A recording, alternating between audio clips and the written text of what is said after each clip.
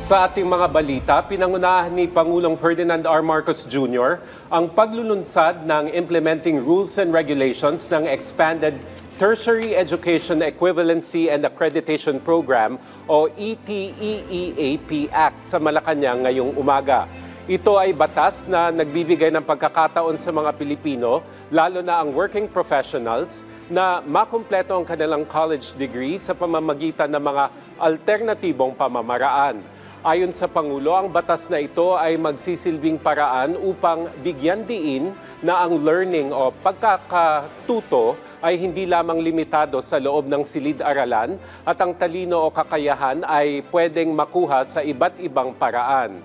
Sa bisa ng ETEEAP, ia-assess ang isang individual batay sa nakuha nitong karanasan sa trabaho, gayon din sa kaalaman at kakayahan mula sa formal o informal na learning system. Inatasan naman ni Pangulong Marcos Jr. ang CHED na tiyakin na maayos ang pagpapatupad ng batas.